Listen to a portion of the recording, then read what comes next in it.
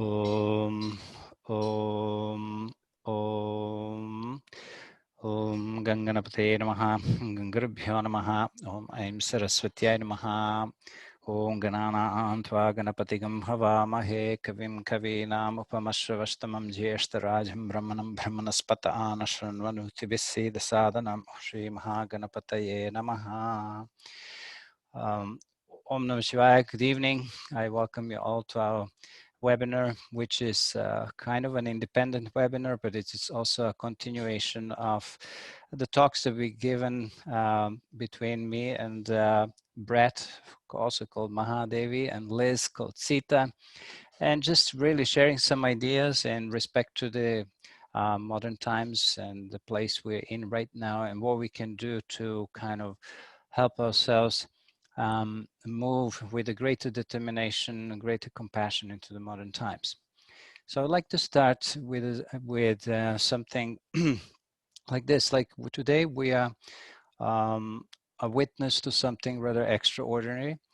And I would like to say that, in fact, I feel it as if it's a descent of, or the incarnation of the divine that came in a form of modern crisis. Now, it is as if we were awakened from a dream. And now we have found ourselves inhabiting a very different reality, perhaps only to find ourselves yet in another dream world. Why am I saying this? Is because life often, for some of us at least, feels like a dream. We know the reason, and the reason being is that all things change, and as change seems to be continuously there, we realize that the reality that is behind all the change is what allows us to know the change as change is something deep within us, which we may call also the divine within us. So I will use tonight a word in Sanskrit for it, which is called avatara. Perhaps you've heard the word avatar from a movie. This is the word avatara, which is a Sanskrit form. Sanskrit word comes from a root tr, to cross, and with ava, to cross down. Okay, so avatara, as I said, is a Sanskrit word. Tr plus ava in Sanskrit means to cross down, to descend, to incarnate. So the word avatara means a descent to the divine that comes down with action and a message for all humanity in a specific form. Now, we may think of these avatars as the major ones, such as in Indian tradition, Rama, Krishna, Jesus, or any other form like that, be it a human, and even animal, or an event. So I will concentrate on this idea of the avatar as an event or situation.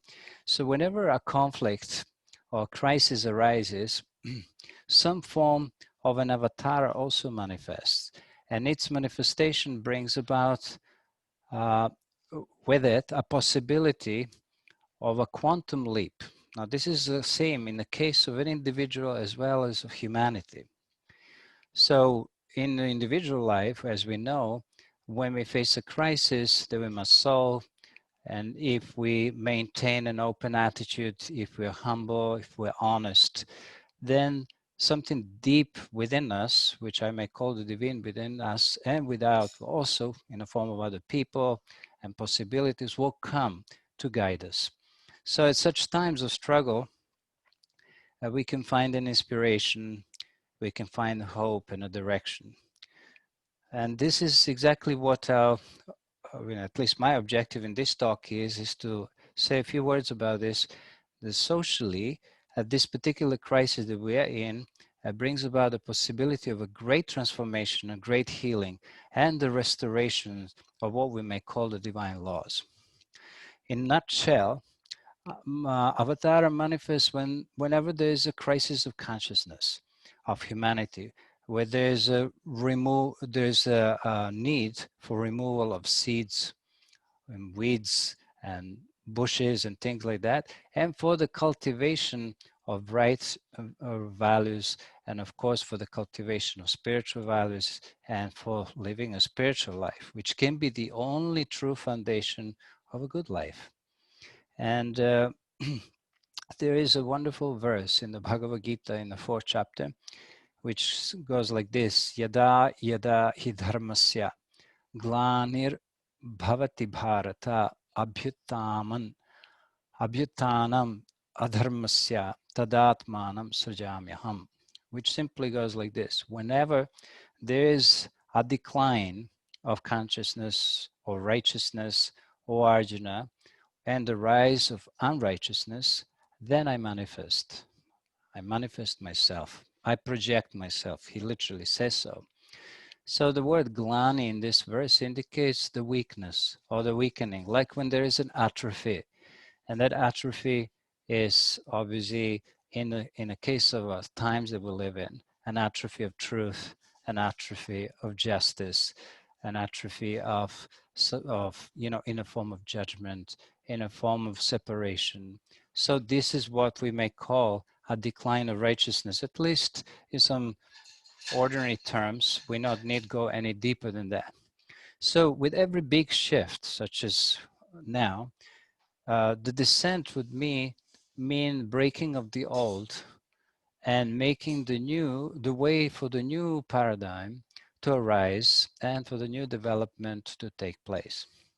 Now, it is simply an opportunity, and if we really have courage, I know it's difficult sometimes to do that, is to actually look at the whole humanity as being in the place where they can reevaluate everything that they have done in the name of so-called modern life and see what they can do to improve their life. See, the humanity seems to be entering into an unknown era, filled with all kinds of challenges. And so this is a good time to ask the questions of how we can move forward. What is actually the foundations of the right living, and how can we engage our full potential, and how can we engage our creativity and bring all our minds together to rediscover the forgotten meaning of life, which we're now in search of, right? But in simple words, the solution will be based on several principles. One is, it requires a humanity that is ready to build the world from up down, meaning from the thought level to the action. So it requires thought building. Also, of course, it requires proper action. All action proceeds from a thought. It proceeds from a discipline and the cultivation of heart and compassion. And I will bring up something. I remember David Attenborough, who you probably know, a great, I would say, protector of humanity, now kind of quite aged and still very powerful. He said that in order to stir ourselves from a catastrophe in which we might be heading, or we are heading, we need to mobilize all our potential. And the humanity needs to be literally aroused to the level compared to what took place at the beginning and the middle of the Second World War. So that means that everybody has to come together. Now, everybody won't come together, but if all the spiritual people come together and all the open people come together, that will be sufficient. Now, of course, many people still do not know what is going on, what is happening. Many of the people, they want to go back to their old lives, right? And apart from some benefits which we have, such as machines and engines and, Amazon and other things that you know of, there, I would say the old world, or the old way of living wasn't all that good. We know that, especially when we think of the word nature, right? And of course, that includes humans also.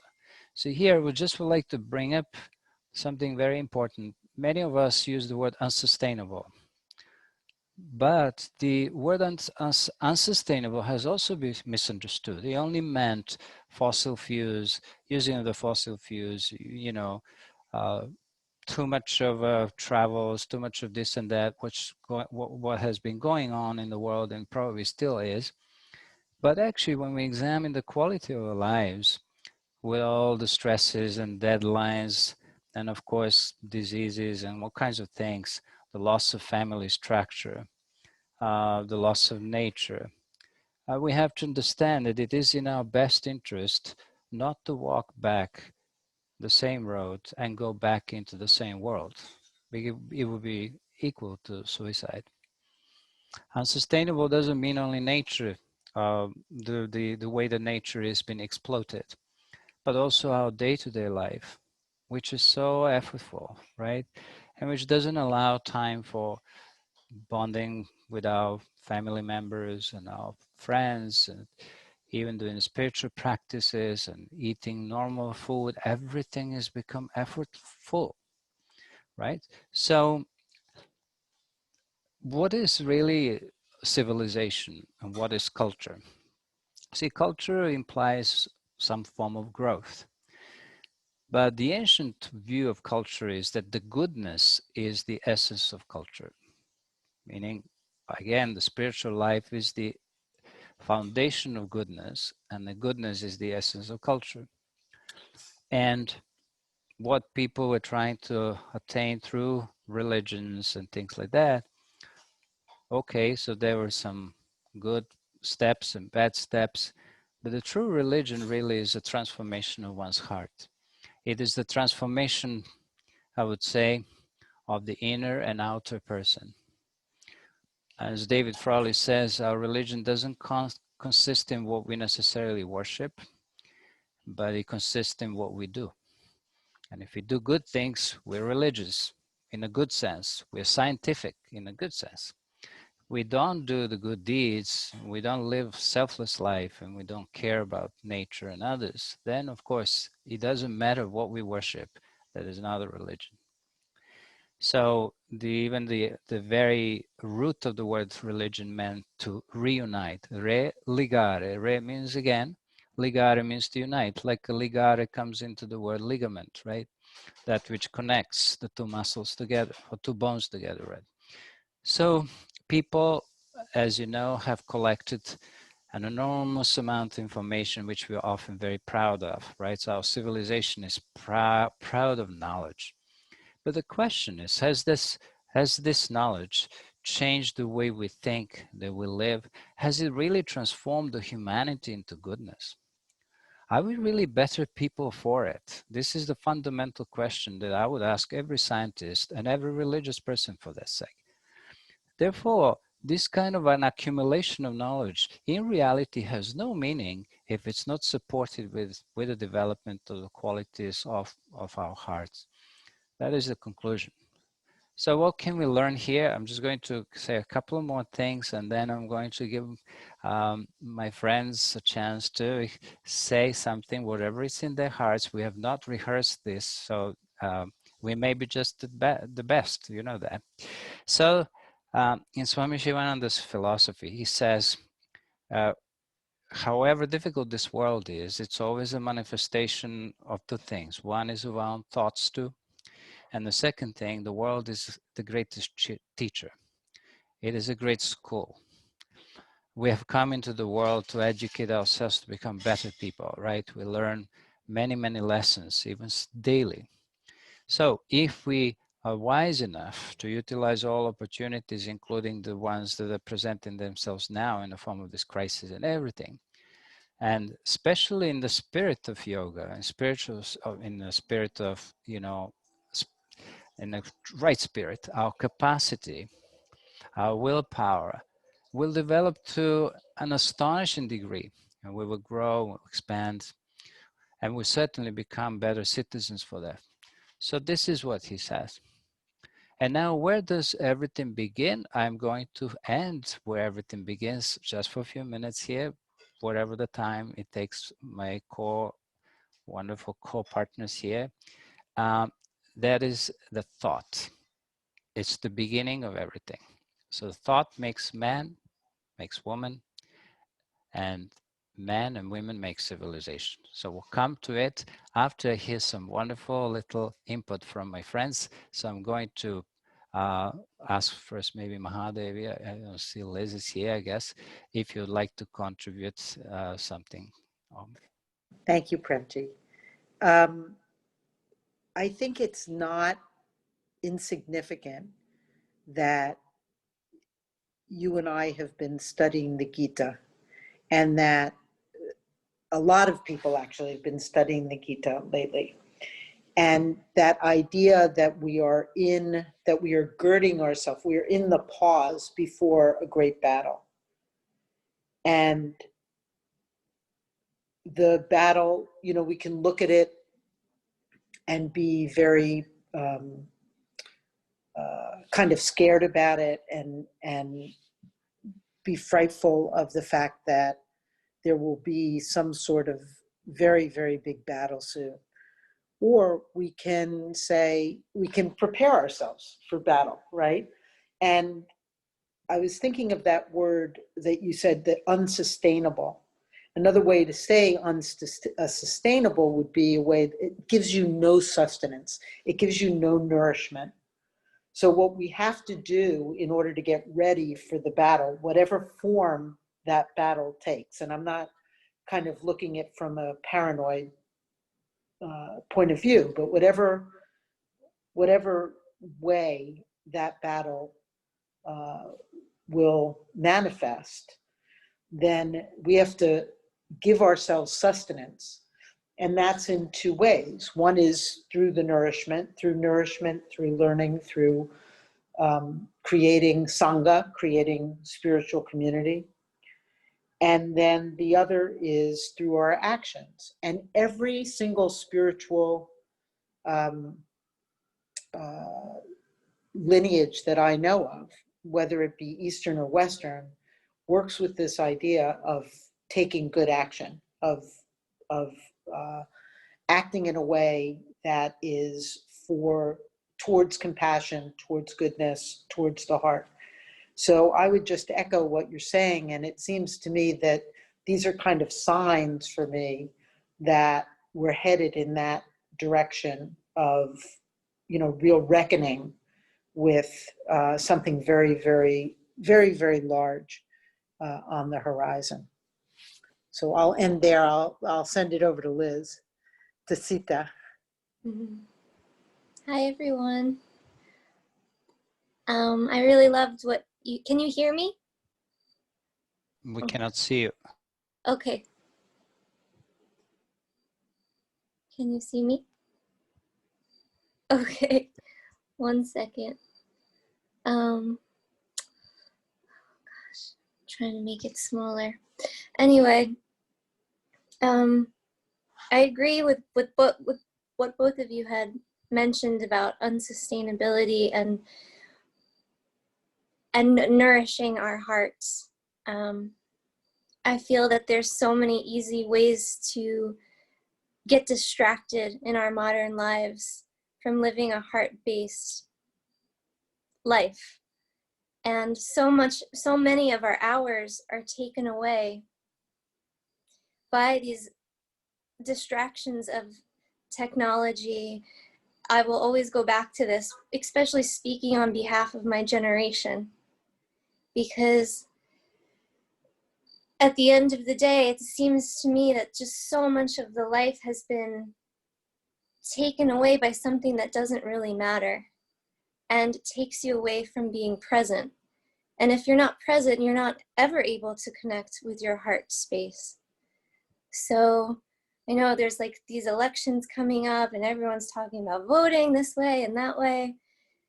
And I just feel like we can vote every single day for our lives, and we can vote for our moments, our present moments, for the food that we're eating. We can make a conscious vote every day to sustain ourselves, to nourish ourselves in that way.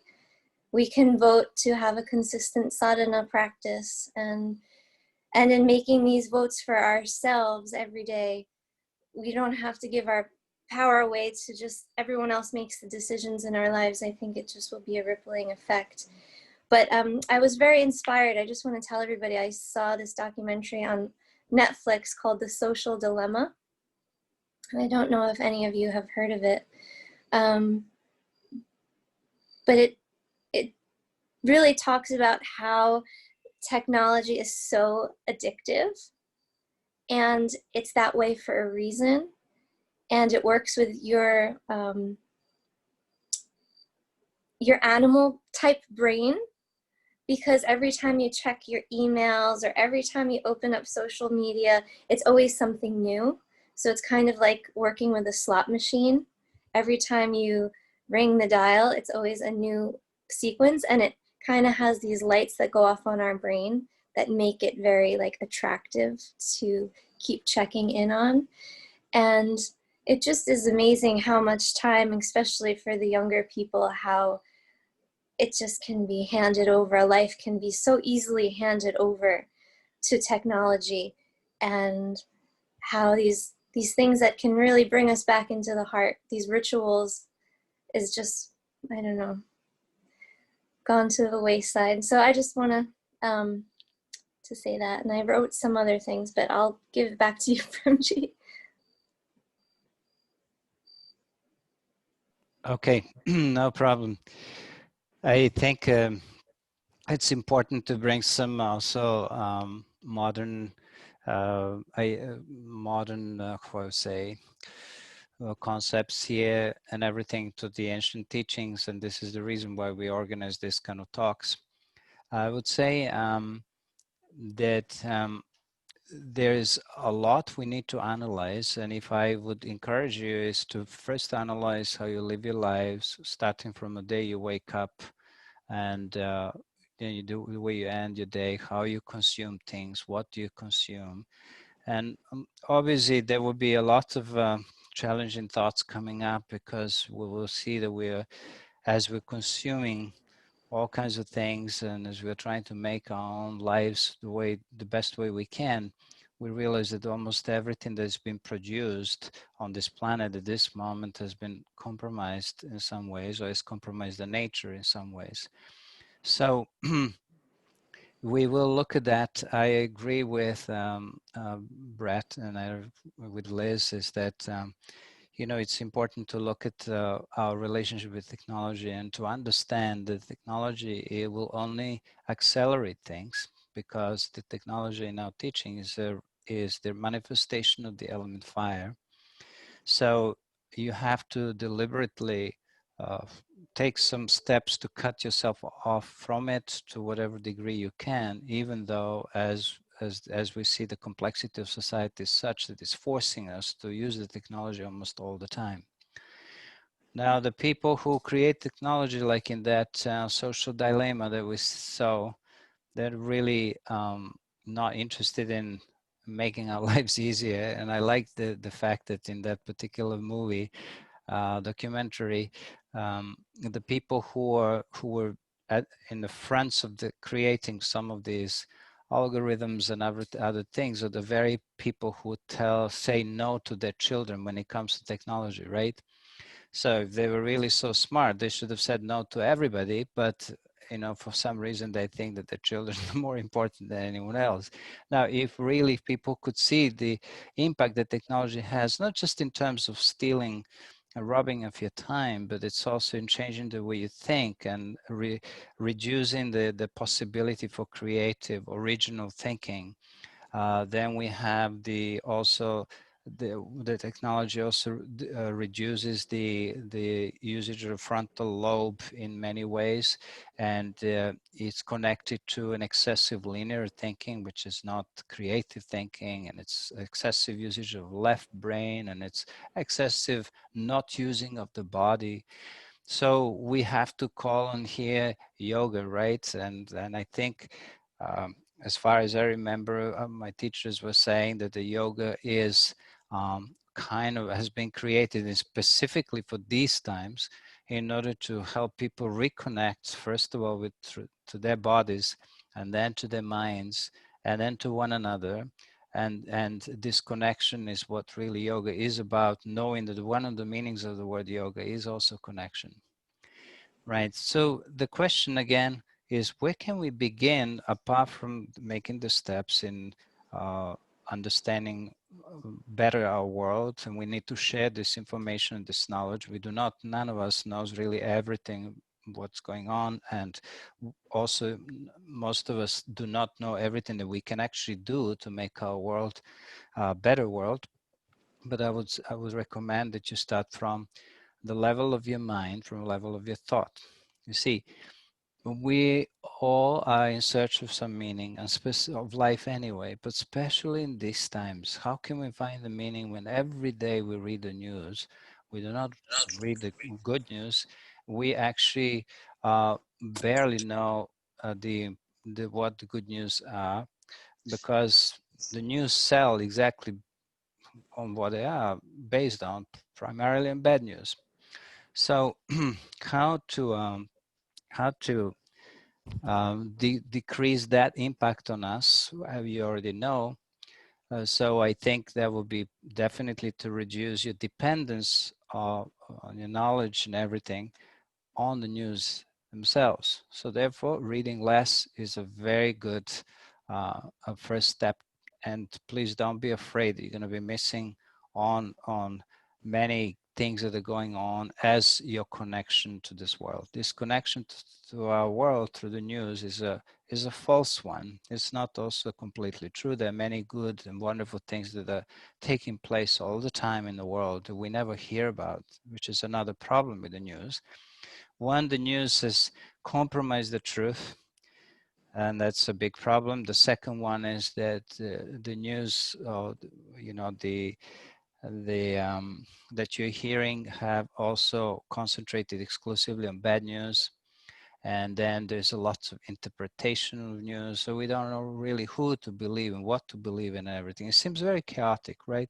So what we should do, we should begin with our good habits of eating well, habits of living well, introducing some nice rhythm into our lives. And I'm sure you've already done it. So the question is how to keep on increasing the vibratory level of humanity. So Swami Shivananda says also that in search of the meaning of life, we're searching obviously not just as some kind of a meaning in the form of a word, but we're looking for happiness, right? We're looking for goodness. And how can a new civilization be built? Is simply by generating a new thought force, because we won't be able to, affect such a deep change by just simply, doing things. We need to first sow the seeds, as we said before, all kinds of positive thoughts and virtues and everything in order to see that manifest in our life. You see, a thought is the originator of all action. So the word is also a handmaid of thought, and a deed is its final end. So we say in our teachings, as you think, so you become. Buddha said it, different people said it, different masters said it. So I believe that the philosophy that we are the authors of our destiny, that we are the creators of our life, that we are creators of our future, is indeed the most liberating. And it gives us the impetus to strive onwards and forwards for perfection and freedom. So what does the world need today? It needs, it's in desperate need of new leaders. And what kind of leaders are these leaders really so external as we see them, or is something else here? And that is that each one of us is a leader. So when I say we're in need of new leaders, well, I don't mean just some kind of a leader or president or prime minister or anybody like this. In most of these people, you would not find a leader. You will find some manipulator or some politician or somebody who has lived on plenty of money and has no connection with people, anybody who maybe lived in poverty or lived, with certain stigma and something like that. So what kind of leaders we're talking about here in our new vision is those people who can walk their talk. You see? So our leadership arises from our practice. It arises from who we are. It arises from how we speak. Our leadership doesn't come as a kind of a magic trick, and it doesn't come by any kind of a, manipulation of money or anything. So a true leader is one who is compassionate, who is peaceful. And if the person has not achieved that, that inner peace, then let that person say whatever they want. There will be no truth in them because they don't live what they say. And therefore, no sincere transformation will ever happen in the hearts of those people who are listeners, right? So a person who walks his or her talk speaks without words, influences the hearts instead of anything, right? So by their very presence, they're able to instill some hope, to instill some, you know, some vision in the people's lives, and to also instill even some possibility of becoming, in others, of becoming better people right away. So this is my first recommendation. Please consider yourself to be a leader. And also please consider to learn additional skills in the form of yoga trainings, meditation trainings, compassionate listening training, uh, good eating training, good farming training. We need this kind of education more than that, but all of that based in the ethics, meaning the ethics is the foundation of life. That is like you're truly like a most important aspect of everything else. If there's no ethics, we can have any knowledge we can, there will be always problems. And there may be always problems anyway, there have been, but we're still trying to create a new world. Another principle I like to add is that I believe that this world is really in need specifically of the women leaders. I mean, let us be honest and we'll look around. And I have been in this line of work for the past 35 years at least as a yoga teacher. And I have to say that I find most of the people who are in yoga classes are women to begin with. Most of the people who are ready to transform their lives and take that power of transformation into their family are the women. So it is said in the scriptures, if the women are strong, the society will be strong. And I think this is a chance for women to come forward and to, you know, bring in the quality that is not seen anymore in men. At least I would say most of the men, I wouldn't say all of them, are in need of some help, right? So it's like when you have a relationship. So I am not specifically only saying men, women, it's okay. It can be any combination. But when you have a man or a person with strong man-like qualities, then usually they need a feminine kind of a quality to bring them back to connect with life, life forces, eating, health, and spiritual health too. See, I think most of the modern men that I have actually seen, I'm sorry to say this, I mean, those who are, there are many good men, there are many also spiritual people, but what you find is a lot of men, generally speaking, seem to have checked out completely out of life, you know, social life in many ways, or in a transformative social work, and checked out of spiritual work also. And many men, unfortunately, I have to say this because I represent one of them, have abandoned some bravery and truthfulness. And they're not doing what the task is, which is to protect. And what should they protect? They should protect the nature, should protect the country from bad people, they should protect women, they should protect children like that. So the men, I would say, in modern times, need to rediscover what holds things together. You know, they need to discover what is truth or dharma. So I'm going to take a minute here to let you speak. I mean, first my wonderful people here, and then you can all say something. I'll let Mahadevi and Sita speak now. Please share something, whatever you're inspired by. I think that what I've been thinking a lot about is how do we begin to hold conversations, true conversations. And Prem and I were talking today about the idea of truth, like what is truth? And there's absolute truth, and then there's relative truth. So let's take the coronavirus, for example. There's there's a pandemic. That's an absolute truth, right? And then the relative truth is there's an increase there's also a slight increase in New York. So maybe I'm going to feel that I have to be extra cautious and wear the mask more frequently or wash my hands more frequently or whatever. And maybe somebody else has decided, you know, I'm going to deal with it with this herd immunity idea. And then maybe somebody else says, I'm just going to go and be exactly the way that I've been doing it and take it there. And all of those are relative truths, but we all agree on an absolute truth. So we have to, now there are people that think it's a falsehood, that there's no pandemic, that this is all made up. And those people are going to be very hard to have a conversation with.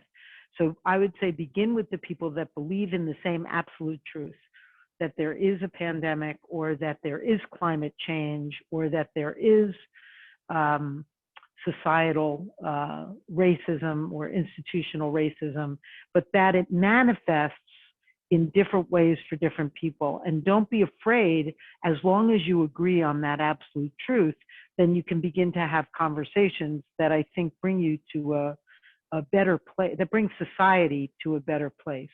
I think when we all go into our silos and we say, well, my relative truth is, you know, I'm not leaving my apartment and I'm going to wear a mask and I'm going to wash my hands like 30 times. And then, you know, somebody else says, well, I'm going to be walking outside, and somebody else says, well, I'm just going to infect everybody, that's not necessarily good, because we're all in our little silos. It's our ability to have those conversations. So I would say, look for people, if it's a climate change denier, that's a very hard person to have a conversation with, and probably not that's going to cause, you know, such a clash, because the absolute truth is completely separate from you.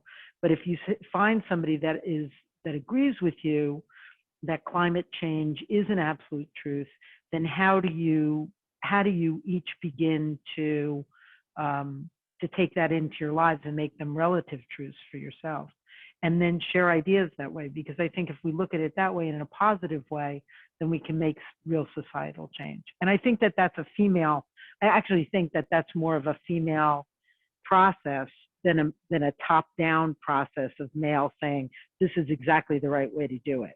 What I'm suggesting is that we share all the tidbits of how we're each doing it, and then we come to a better conclusion from that. So that'll be my thought for right now. I would say this is also the reason why we are meeting in this kind of a way, which is more like of a family meeting, extended family, some new family members we haven't seen for a long time. And I would say we should have conversations. I would like to invite all of you to say something, but I first would like to invite, if Sita could please share some of your views still more and more with us. Hi again. I loved what you had to say, Brett, and thank you, Premji. I think trying to seek out people who have such similar views to you is actually really hard to do, because everyone seems to have a different view on everything and has formulated their own opinions. So I think that's why the yoga studio, having spiritual centers, is so essential, because it allows us to find our shared humanity on some level, and to put aside all of our differences and our opinions, and to feel at the heart that we are all connected, and that we are all united, and that we are all one. And it does feel like society doesn't want yoga studios to continue in a way, especially here in New York, have been the last to have been able to open, and have the most strict regulations, and having the highest rents, I'm sure, out of anywhere in the country besides California.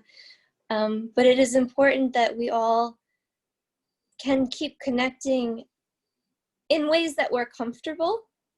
And if you are comfortable to go into a center with the mask and everything else, and just feel the vibration of the collective, and feel the love that you have for your neighbor, regardless of what's going on in their heads, I think we will all be a little bit more sane on some level, and have a shared sense of hope move forward together in some way. Very Yeah. beautiful. Sita, you can share with them what your center does. There's some new people here. It's a very inspirational what Sita does with love integration. You know, all the programs that you, just to give us a view, because that you represent the center with a new vision. Oh, can you see me? Okay. So yeah, it's a very unique and dynamic little space of the world. Our center is in Long Beach, New York, and I really do try to highlight the gifts of the individual as they pertain to the collective community. So helping everyone to not only come together to enjoy the benefits of yoga and meditation, but to really be seen, to be heard, and to be invited to participate in some way, which I know ashrams do that as well. But to start to get involved in karma yoga projects or beach cleanups, and to start like taking it really out into we do even unique things like supporting local artists, so that people can again not vote for Amazon, and when they need to buy a gift for someone, that they can buy something that comes from someone that's part of our community, that has been sustainably made. So it's little things like this that I guess kind of make it unique. And we are open. If anybody would like to get involved and to share, you can always email me, because it seems to be ever evolving and just has an open door, open heart kind of policy. Wonderful. I have to say that Sita's gift is to find other people's gifts. You know, it's like an incredible thing. I've been there so many times. I invite maybe Mahadev, you come one day with me, and everybody else who would like to visit Love Integration. And also your work on the ecology also, which is taking much better shape. She's very actively involved in promoting any possible ideas. So, of course, when you think of the work in the world, you have to think that our individual lights may not be strong. Like, you know, as a person, I can only reach a certain number of people, which is a very valid, of course, step. But like, if you have one candle, you can only give a certain amount of light in a dark room. But if we bring many people together, you get a very bright light. And the more people come together like this, so I encourage you also to have personal satsangs with your friends. And I call them little victims, those who are kind of in between. They like say, I would like to come, but I don't want to come. So satsang means organizing a little meditation, maybe a little yoga practice, some reading, talk on ecology, talk on society, what can be done, remind each other to live like a deeply spiritual life. And honestly, your center is like an incredible inspiration, even for myself. I mean, I know what ashrams do, they're amazing. And also, as you just have mentioned, there's a threat to spiritual centers and different ashrams and temples, and you know, of Buddhists, Christians, anything. I know also that there's a lesser number of people who are becoming priests, who are becoming nuns and monks. You need these people too, because they keep a very high vibration, you know, in their practices. So if we can find any ways to support these places, whether by giving them donations or offering them, you know, different things that we can do, as you said, for the artist, there's like a little threat that is obviously directed towards anybody who doesn't quite make money ordinary way, but also for all types of artists, the musicians, performers, the theater people, the even the artists, the painters, you know, everyone has an existential crisis in a sense. If that was the source of their money, this has been compromised. And if everything, of course, you can find on Amazon, just imagine, for example, my book costs on the Amazon $20, but what do I get? Like a couple of dollars from each book. Maybe from a CD, I get 10 cents or something like this. So we would not make money. We'll make some presence here and there on the Amazon and other places in marketing.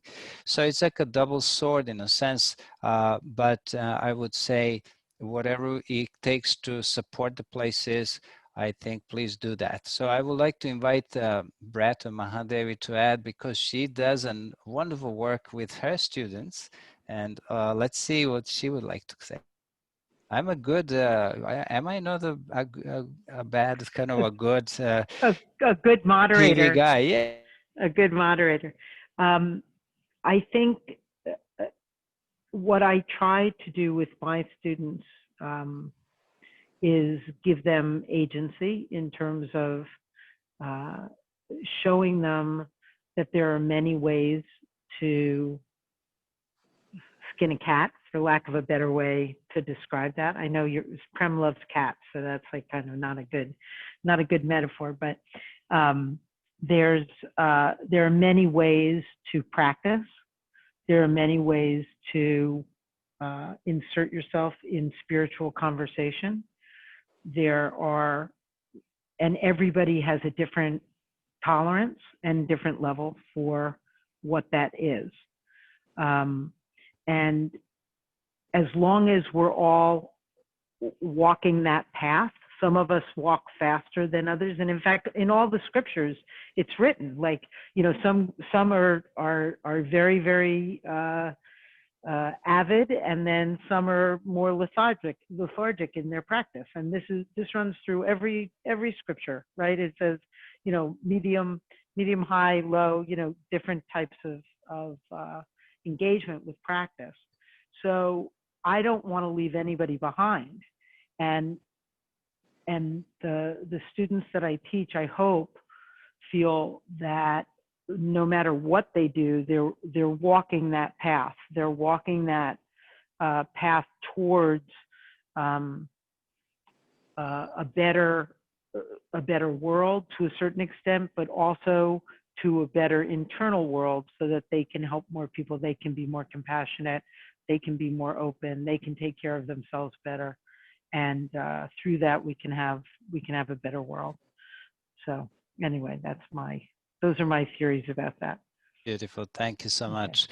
As a moderator, I would like to invite any one of you. You just have to unmute yourself, the three dots up there on the right-hand side. If anyone would like to add something, please do that. We have about 10 minutes, and then I'm going to conclude with a little talk. And if also Liz and Brett want to conclude, you're welcome to. Anyone I have courageous? something to say. Yes, please. Hi, Hi. everyone. Thank you. Brett, just to speak to what you had mentioned about giving your students the agency, I recently started to think about how I could start to have these conversations on a day-to-day with people outside of a yoga studio, with people who aren't going to necessarily be meditating with me. And so I just took a step, and wherever I was with whomever I felt I had some rapport with, just would start to actively listen and ask questions just about how they're handling their understanding of themselves and where they're at. And then also sort of sharing with them like my understanding and feeling for how people are using things like technology and alcohol. Let's go to alcohol. I feel like alcohol has been this accepted and champion product to help you navigate this crazy time. And for me, I feel like, wow, we're creating a bunch of addicts right now through this pandemic. Like, how many addicts are we creating right now by these commercials and people posting, oh, this is how much I'm drinking, I can't wait to drink, and happy hour, and the children are watching this. So I took it upon myself. Well, I like to have a glass of wine every now and again. I said, you know what? I'm going to stop.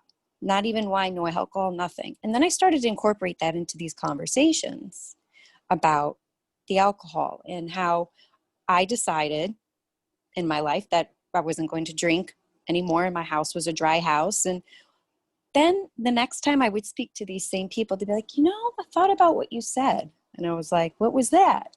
About the alcohol. So I decided I'm not going to drink for the next month. And I was like, wow, how's that going? And, I really don't miss it. So I think it's the little things of taking the courageous step of having the agency of saying, hey, I'm going to step out here and I'm just going to say this and see how that little pebble in the pond ripples. And I have to say, through the neighborhood, one by one, these women are coming back to me and saying, I don't drink anymore. I'm like, really? Yeah, no, I don't want it anymore. And when I invite them over, they bring me mocktails, and they're sharing mocktail recipes throughout the neighborhood instead of drinking and margaritas. And I don't know. I know I kind of maybe rambled, but I really feel like in addition to technology, the substance abuse through this has really, I feel like, been a problem. So to your point of taking that courageous step and just starting a one-on-one conversation. Beautiful. So we have an alcohol crisis now, meaning people who don't drink alcohol. Excellent. I would just say, this is exactly how it should be. Carlina, you're kind of demonstrating that this is the way to do it. It's like you walk your talk. You choose one habit that you and me have that we can give up that is perhaps maybe not chronic, but it is harming enough, or it is a sign for children that they could have it. And I think that is a very good way to go. I'd like to invite anyone else who would like to say something. Okay. Can everybody hear me? Okay. Hi. So first, I just wanted to thank Liz, because I met Liz in my hallway one day and she introduced me to the studio, and it's really changed my existence on Long Beach. So I'd like to thank her very much. What I'd like to say is that sometimes in your life, you're in a situation where you have to deal with very negative people and there's no way out of it. I'll give you my circumstances. I have a multiply handicapped son. Although he's 30, he's a mental level of about 2, and he's in a group home now, and he just went in February. And I just am amazed how negative the people who run this are. I have been a special ed teacher, and we were very positive people. You have to be if you're a teacher. But in this group home, everything is the way they want it. They make the rules, and it's totally illegal anyway, because if you're the guardian, you get to make the rules and you get to have the final decision. So since he's been in there for 6 months, I have been fighting with them constantly. And the only thing that changed anything was the fact that he developed a wound. And then all of a sudden, people started listening to me. I would say to them, you can't talk, you can't be in charge. You're not the guardian. You have to include me. It didn't matter what I said. I wasn't included. Now, all of a sudden, they're nice to me because they had to fill out some special report because of this wound. So do I want to be in this situation? No. It's just surprising, overwhelming, but they don't like me very much, but I don't really care.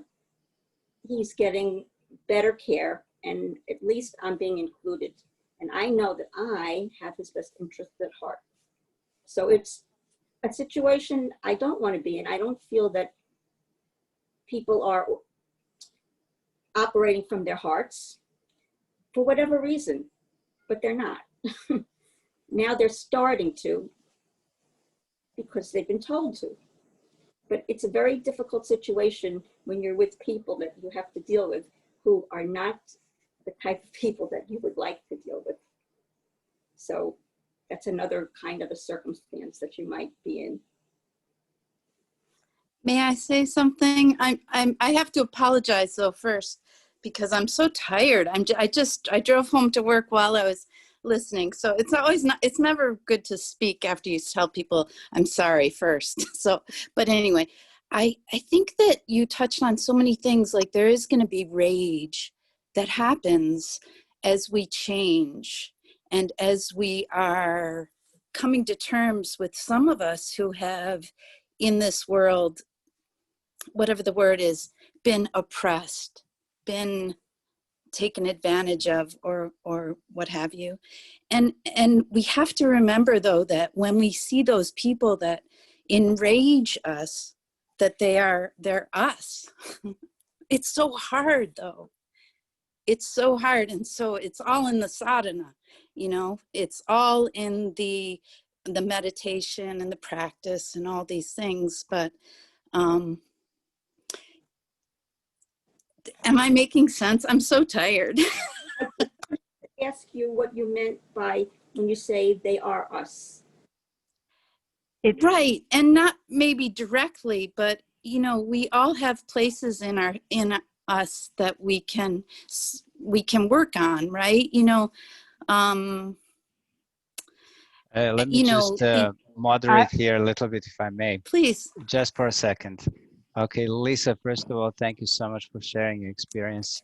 It is, you know, very heartbreaking to hear the situation you have to deal with and the people you have to deal with. So I just want to acknowledge that to begin with first. And what I believe that Saraswati is saying here is that whatever the situations we're facing, they're given to us for a reason. And if we're given to us for a reason, it means that something, you know, it is based on something we may have created the conditions for in our past, previous lifetimes, whatever.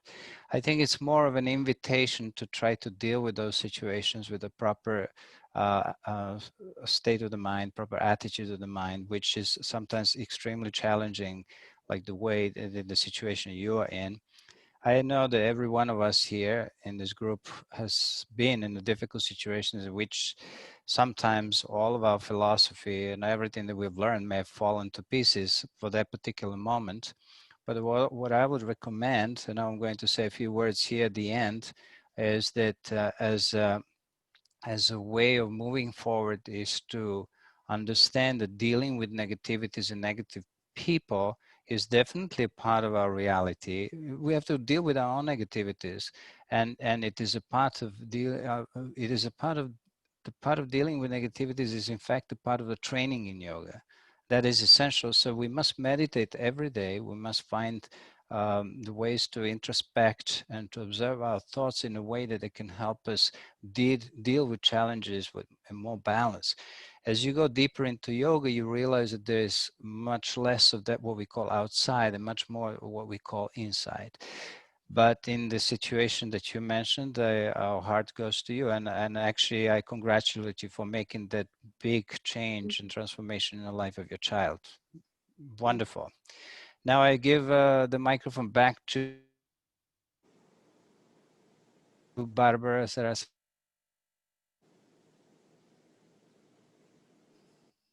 Since I interrupted I you, didn't hear what you said. I give you microphone back to you. Oh, I just want to say, you know, the peace on earth is right within us, and that's really what it comes down to. And it's so great to see all you shining faces, and to know that we're in this battle together, you know. And I liked that you brought up the Bhagavad Gita, and it is a battle. There's so much happening right now, and we have to be at tip-top shape. Right? We have to be eating right. We have to be thinking right.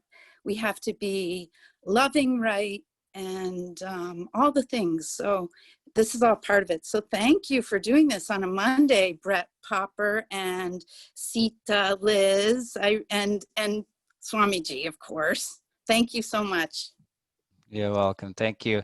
Does anyone else want to say anything, Teresa or Sandy or Shakti Devi or Laura? Anyone?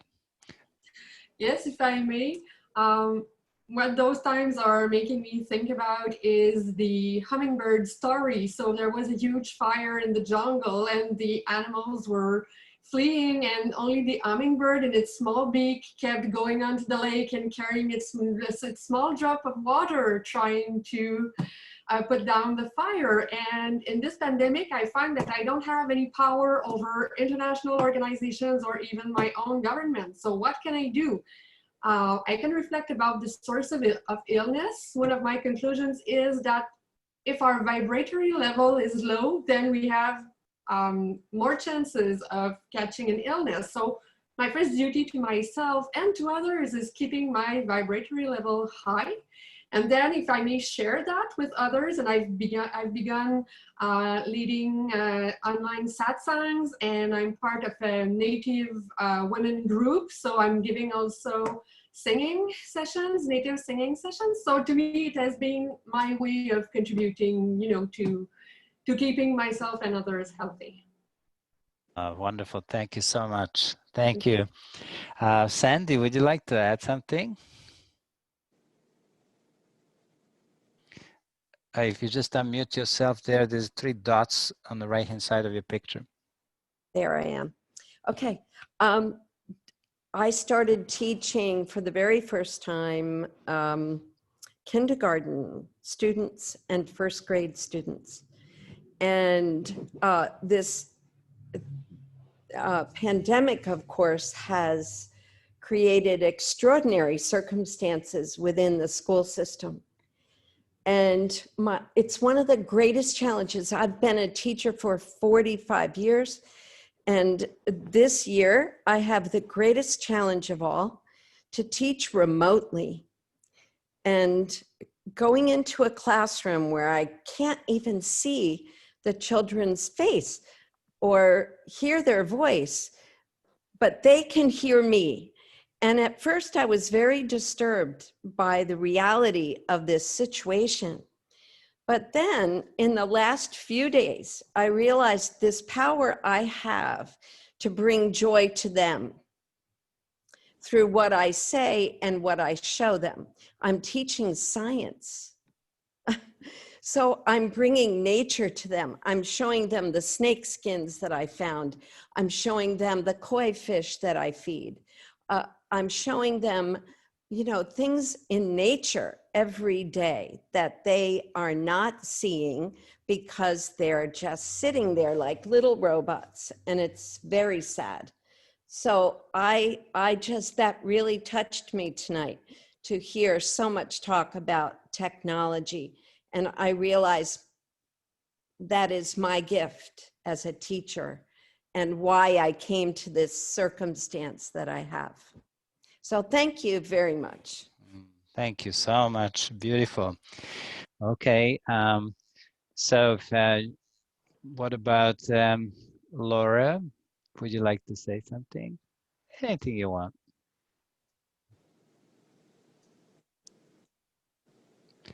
Hi.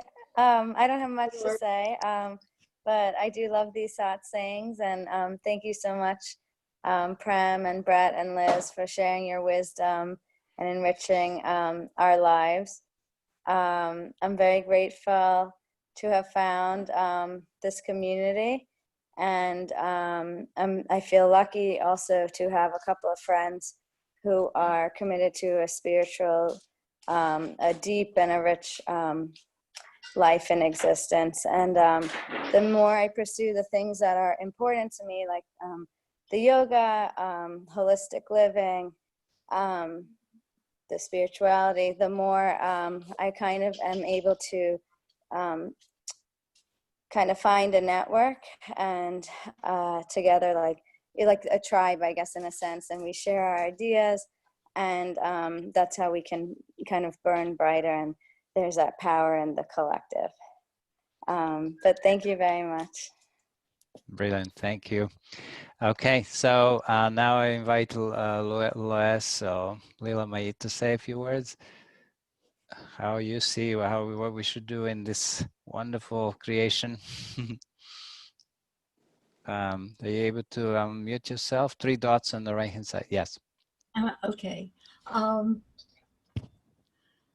I think it's wonderful to have an opportunity to have these kind of talks, because I don't have any friends who do this. This is my only outlet, and it's great to have so many people who are so deeply involved in this world sharing their time and their thoughts. And I come away from these talks feeling very, I guess, fortified is the only thing I can say. Just before I came tonight, I was in a Bible study class that is meeting online now because we can't meet at the church. And it was, these people are actually, pretty much on the same wavelength of wanting a spiritual existence, which is why we study the Bible. But everybody was in a great deal of pain because of what we're going through right now. And nobody has really found the path for what the next steps are going to be. And I think the more support we can have from different aspects of living, the more it's going to help us get through it. And I thought it was interesting what you said before, Prem, and I know that this is true, but I really don't know the reason why men are so resistant to joining these groups. I don't get it. And I don't know what we do about it. And I think we should try to think of something, but that's not to say that right off the bat I have any ideas. I don't, but it always seems to be the case. And since men are half the population, I don't think women can do it themselves without some kind of buy-in. So where do we go from there? I don't know.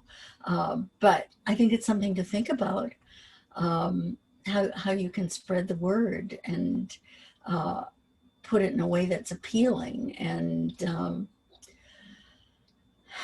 well, if anybody has any ideas, I think it would be worth maybe just having a conversation about that. And by the way, the reason I've been in and out, the internet in the village is not working tonight. So no worries about the internet. Don't worry. Okay, so our task is to drag the men in to these talks, one or the other.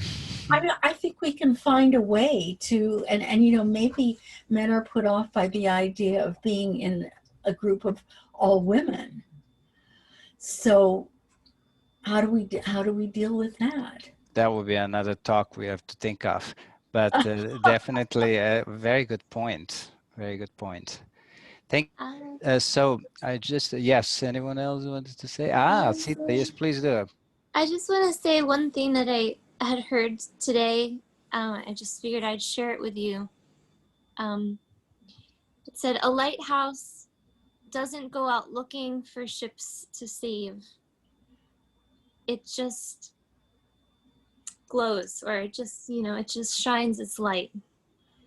So in terms of like getting the men in here, it's like maybe we don't have to go out looking for them to come into our crew, but maybe we can just, keep doing our sadhana, keep gathering, and just keep shining, and that will have been enough to save anyone.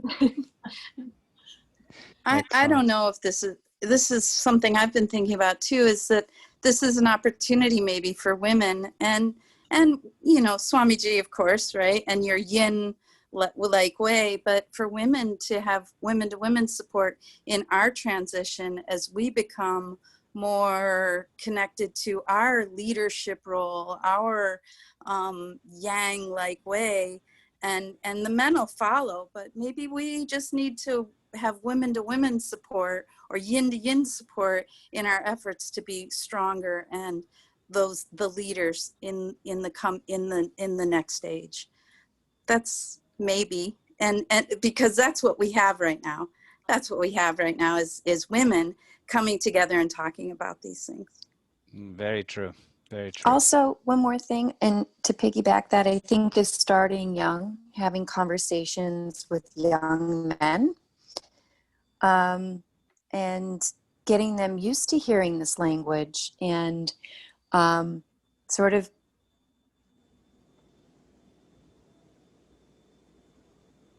prepping them to think Your internet is breaking up. I think you moved Like into... a yogi.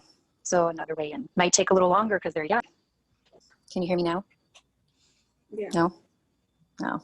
I hear you. No. You can hear me? I hear you. Oh, okay. Can you just repeat what you said in the last couple of minutes? Sorry. Just teaching young men how to think like a yogi. Mm.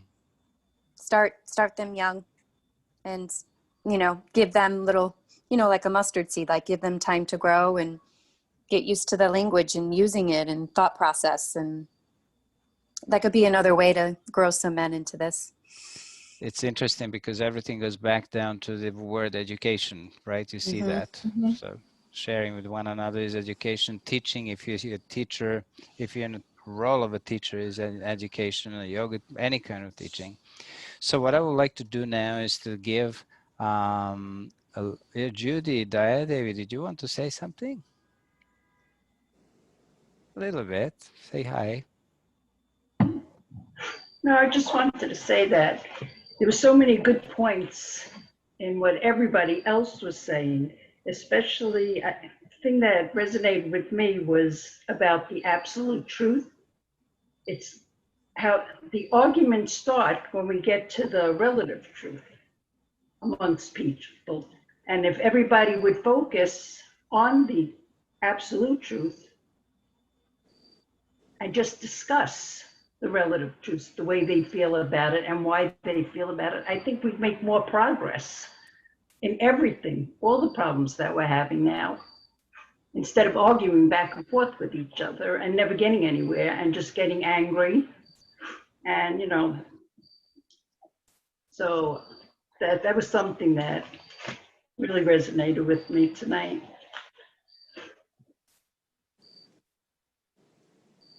Very good. I agree with that. I think you've all shared some really beautiful ideas and your experiences. And I would just like to ask Liz to give a little conclusion, and then Brett, and then I will say a few words, and that's it.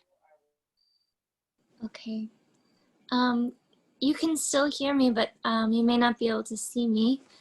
But I had written something earlier today, and I guess I'll just conclude with this. It is a privilege to be granted a human life, and it would be a shame if we wasted this gift.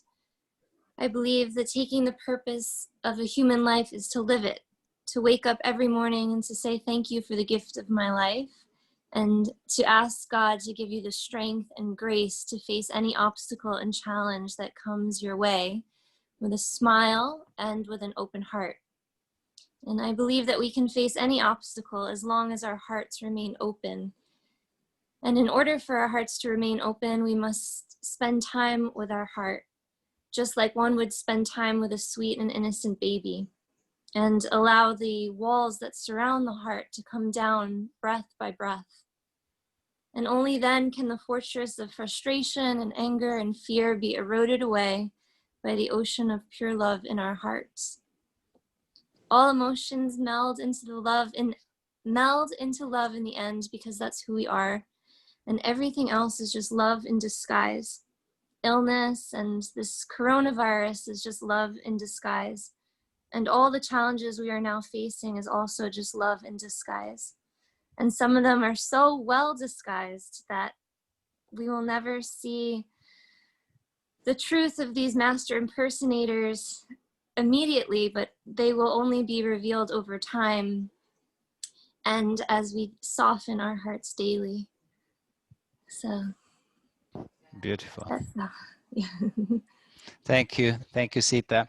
May I ask Mahadevi to complete her little thought?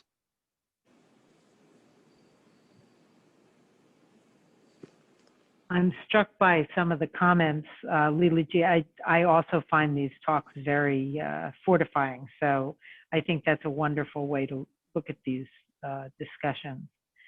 And also I'm struck by this idea that the chapter, one of the last chapters of the Guide to a Bodhisattva is the chapter on patience.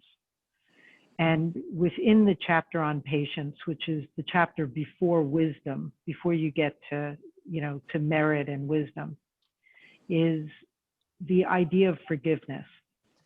And it is a very, very difficult concept in our world to forgive, not only to forgive others, but to forgive ourselves the things that we feel that we've done wrong in our lives, the things that we say sorry for all the time, right? The things that we keep saying sorry about.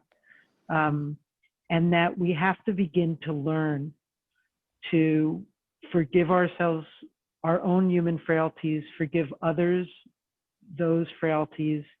And those are the only ways that we can alleviate our angers and our fears. And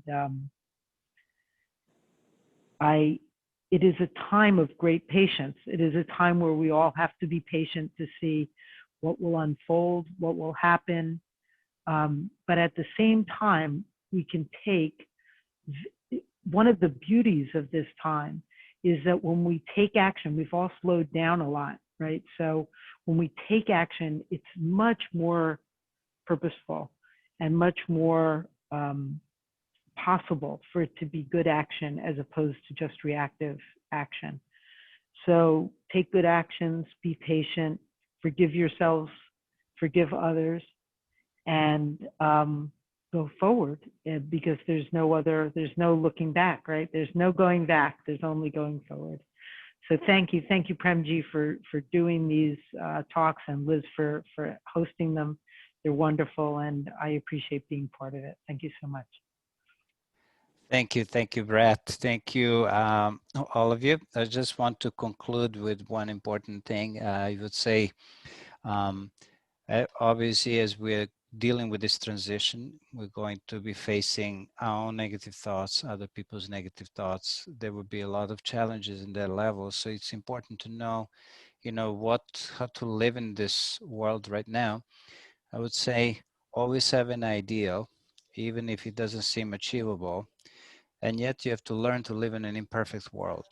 This is just what it is. We all talk about one perfect, unchanging world. This is not possible, but we could still have an ideal, work towards it every day, because when you have an ideal, what it does, it transforms you as a person first.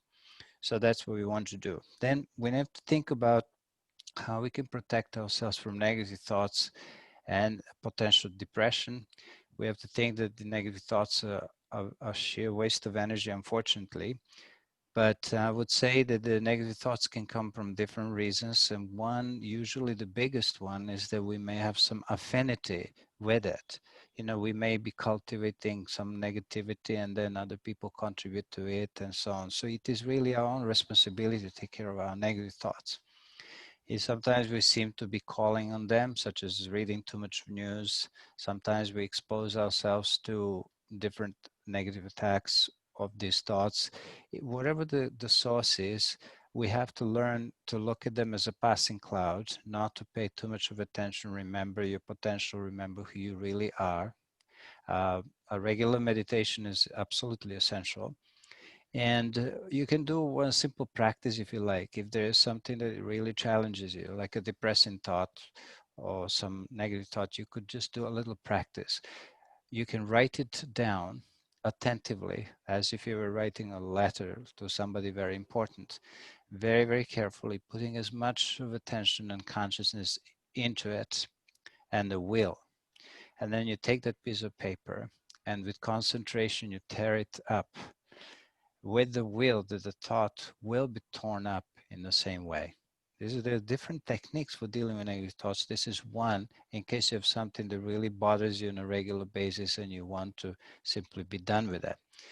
So Yoga Vasishta, one of the famous scriptures in our teachings, it says that there is no greater power than the right action in the present. So I leave you with that thought, and that you can apply it moment by moment.